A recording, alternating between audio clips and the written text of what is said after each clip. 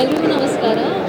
ನಿವೇದಿತಾ ಅವರು ಆ್ಯಂಡ್ ನಾನು ಇವಾಗ ಜಸ್ಟ್ ವಿದ್ಯಾಪತಿ ಸಿನಿಮಾ ನೋಡ್ಕೊಂಡು ಬಂದಿದ್ದೀವಿ. ತುಂಬ ಚೆನ್ನಾಗಿ ಬಂದಿದೆ, ಮೂಡ್ ಬಂದಿದೆ. ಆ್ಯಂಡ್ ನಾಗಭೂಷಣ್ ಅವ್ರನ್ನ ಫ್ರೇಮಲ್ಲಿ ನೋಡೋದೇ ಒಂಥರ ಖುಷಿ. ಅವರು ಎಲ್ಲ ಫ್ರೇಮ್ಗೂ ಒಂದು ಎಂಟರ್ಟೈನಿಂಗ್ ಫ್ಯಾಕ್ಟರ್ ಅಂತ ಇರ್ತಾರೆ. ಆ್ಯಂಡ್ ಮಾಲ್ವಿಕಾ ಅವರು ಮಲಾಯಿಕಾ ಅವರು ತುಂಬ ಬ್ಯೂಟಿಫುಲ್ ಆಗಿ ಕಾಣಿಸ್ತಾ ಇದ್ದಾರೆ. ಆ್ಯಂಡ್ ಧನಂಜಯ ಅವ್ರದ್ದು ಒಂದು ಸ್ಪೆಷಲ್ ಅಪಿಯರೆನ್ಸ್ ಲುಕ್ಸ್ ಅಮೇಝಿಂಗ್. ಅದೇ ಆ್ಯಕ್ಟರ್ಸ್ ವಿದ್ಯಾಪತಿ ಸಿನಿಮಾ ಜಸ್ಟ್ ನೋಡಿದ್ವಿ, ತುಂಬ ಚೆನ್ನಾಗಿದೆ, ಎಂಟರ್ಟೈನಿಂಗ್ ಆಗಿದೆ. ನಾಗಭೂಷಣ್ ಅವರು ಆ್ಯಸ್ ಯೂಶ್ವಲ್ ಕಾಮಿಕ್ ಟೈಮಿಂಗ್ ತುಂಬ ಚೆನ್ನಾಗಿದೆ, ಡೈರೆಕ್ಷನ್ ಚೆನ್ನಾಗಿದೆ, ಎಲ್ಲರೂ ಚೆನ್ನಾಗಿ ಗೋ ವಾಚ್ ವಿದ್ಯಾಪತಿ.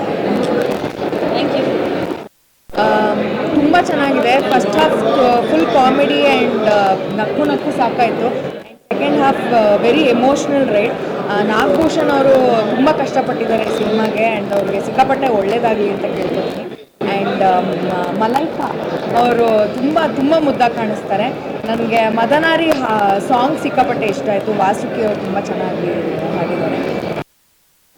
ಎಲ್ರಿಗೂ ನಮಸ್ಕಾರ. ವಿದ್ಯಾಪತಿ ಸಿನಿಮಾ ನೋಡ್ಕೊಂಡು ಇವಾಗಷ್ಟೇ ಬಂದಿದ್ದೀವಿ.